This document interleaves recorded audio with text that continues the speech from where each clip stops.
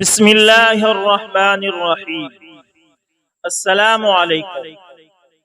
حضرت برید رضی اللہ تعالی عنہ بیان کرتے ہیں کہ حضرت ماعز بن مالک رضی اللہ تعالی عنہ نے حضور نبی اکرم صلی اللہ علیہ وسلم کی خدمت میں حاضر ہو کر عرض کیا، یا رسول اللہ صلی اللہ علیہ وسلم، مجھے پاک کر دیجئے۔ آپ صلی اللہ علیہ وسلم نے فرمایا، تیرا ناس ہو، جاؤ اللہ تعالی سے استغفار کرو اور توبہ کرو۔ انہوں نے پھر تھوڑی دیر بعد آ کر عرض کیا، یا رسول اللہ صلی اللہ علیہ وسلم، مجھے پاک کر دیجئے۔ آپ صلی اللہ علیہ وسلم نے پھر اسی طرح فرمایا۔ انہوں نے پھر تھوڑی دیر بعد آ کر عرض کیا، یا رسول اللہ صلی اللہ علیہ وسلم، مجھے پاک کر دیجئے۔ آپ صلی اللہ علیہ وسلم نے پھر اسی طرح فرمایا، حتیٰ کہ چوتھی بار ان سے آپ صلی اللہ علیہ وسلم نے دریافت فرمایا، میں تمہیں کس چیز سے پاک کروں؟ انہوں نے عرض کیا، زنا سے۔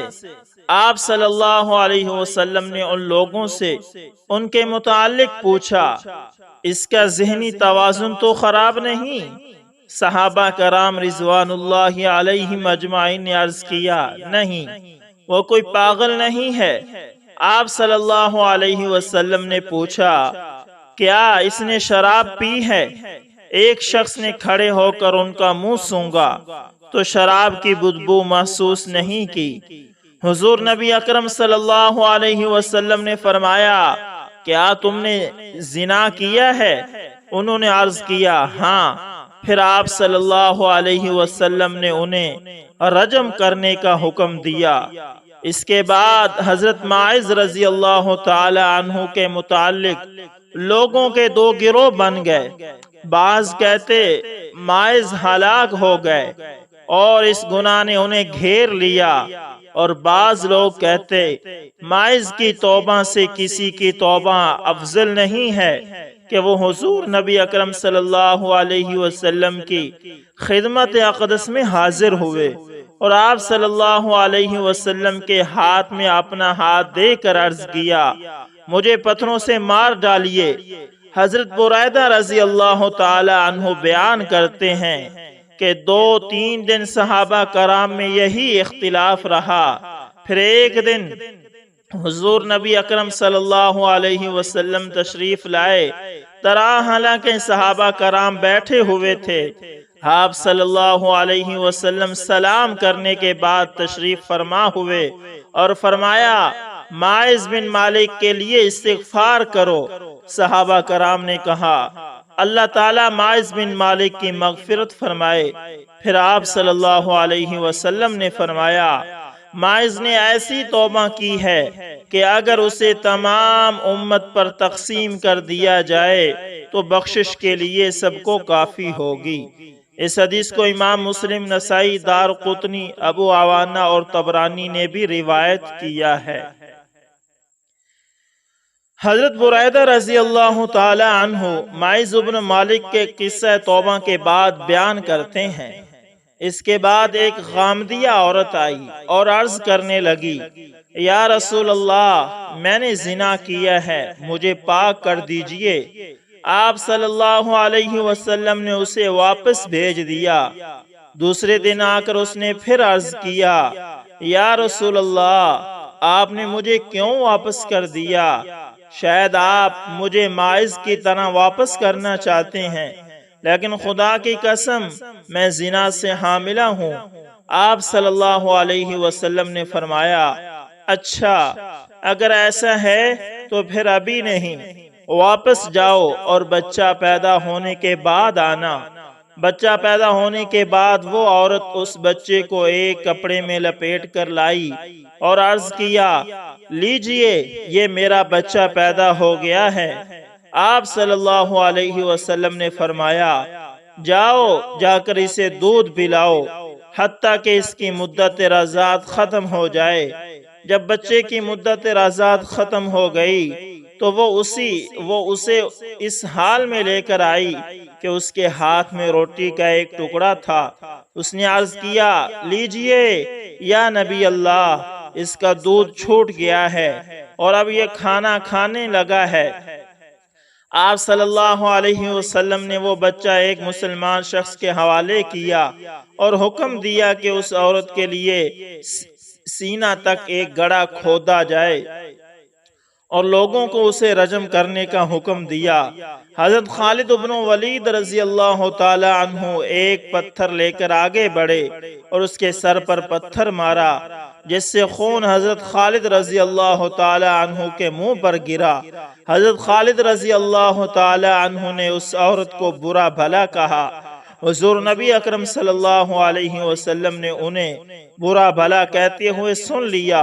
اس پر آپ صلی اللہ علیہ وسلم نے فرمایا، اے خالد، ایسا نہ کہو، اس عورت نے ایسی توبہ کی ہے کہ اگر ظلماً خراج لینے والا بھی ایسی توبہ کرتا تو اسے بخش دیا جاتا۔ پھر آپ صلی اللہ علیہ وسلم نے اسے وسلم کے بارے میں حکم دیا اور اس کی نماز جنازہ پڑھی اور پھر اسے دفن کر دیا گیا۔ حضرت لجلاج رضی اللہ تعالی عنہ بیان کرتے ہیں کہ وہ بازار میں بیٹھے کام کر رہے تھے کہ ایک عورت گزری جس نے ناجائز بچہ اٹھایا ہوا تھا۔ لوگ اس کے ساتھ چل دیے اور میں بھی ساتھ چلنے والوں میں ہو گیا، یہاں تک کہ ہم حضور نبی اکرم صلی اللہ علیہ وسلم کی بارگاہ میں جا پہنچے۔ آپ صلی اللہ علیہ وسلم اس عورت سے فرما رہے تھے، تمہارے ساتھ اس کا باپ کون ہے؟ وہ خاموش رہی۔ اس کے برابر کھڑے ایک نوجوان نے عرض کیا، یا رسول اللہ صلی اللہ علیہ وسلم، اس کا باپ میں ہوں۔ آپ صلی اللہ علیہ وسلم نے عورت کی جانب متوجہ ہو کر دوبارہ فرمایا، تمہارے ساتھ اس کا باپ کون ہے؟ نوجوان نے عرض کیا، یا رسول اللہ، اس کا باپ میں ہوں۔ تو آپ صلی اللہ علیہ وسلم نے اس کے بارے میں جاننے کے لیے اس کے ارد گرد کھڑے لوگوں کی طرف سوالیہ نظروں سے دیکھا۔ وہ عرض گزار ہوئے، اس کے بارے میں بھلائی کے سوا ہمیں اور کچھ معلوم نہیں۔ حضور نبی اکرم صلی اللہ علیہ وسلم نے اس سے پوچھا، کیا تم شادی شدہ ہو؟ اس نے عرض کیا، جی ہاں۔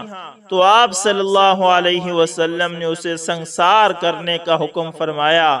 ہم اسے بہر لے گئے، اس کے لیے گڑھا کھودا، پھر اسے پتھر مارے یہاں تک کہ وہ جہاں بحق ہو گیا۔ اس کے بعد ایک آدمی آ کر اس کے متعلق پوچھنے لگا تو ہم اسے حضور نبی اکرم صلی اللہ علیہ وسلم کی بارگاہ میں لے گئے اور ہم نے عرض کیا، یہ اس خبیث کے متعلق پوچھ رہے ہیں۔ حضور نبی اکرم صلی اللہ علیہ وسلم نے فرمایا، نہیں، خبیث نہیں، بلکہ وہ اللہ تعالیٰ کے نزدیک مشک سے بھی زیادہ خوشبودار ہے۔ پھر جب ہمیں معلوم ہوا کہ یہ اس کا والد ہے تو ہم نے غسل اور دفن میں اس کی مدد کی۔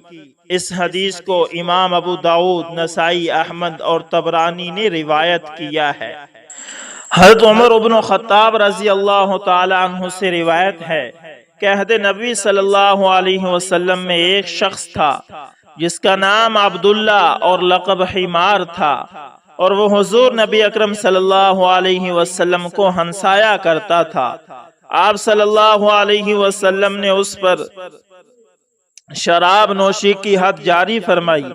ایک روز پھر اسے آپ صلی اللہ علیہ وسلم کی خدمت اقدس میں حالت نشے میں لایا گیا تو آپ صلی اللہ علیہ وسلم کے حکم سے اسے کوڑے مارے گئے۔ لوگوں میں سے کسی نے کہا، اے اللہ، اس پر لعنت فرما، یہ کتنی دفعہ اس جرم میں لایا گیا ہے؟ اس پر آپ صلی اللہ علیہ وسلم نے فرمایا، اس پر لعنت نہ بھیجو، میں جانتا ہوں کہ یہ اللہ تعالیٰ اور اس کے رسول صلی اللہ علیہ وسلم سے محبت کرتا ہے۔ اور ایک روایت میں ہے کہ آپ صلی اللہ علیہ وسلم نے فرمایا، اس پر لعنت نہ بھیجو کیونکہ یہ اللہ تعالیٰ اور اس کے رسول سے محبت کرتا ہے۔ اس حدیث کو امام بخاری، عبدالرزاق، بزار اور ابو یعلا نے روایت کیا ہے۔ دوستو اس طرح کے مزید اچھے اور سچے واقعات سننے کے لیے ہمارے چینل کے ساتھ جڑے رہیے۔ جزاکم اللہ خیر۔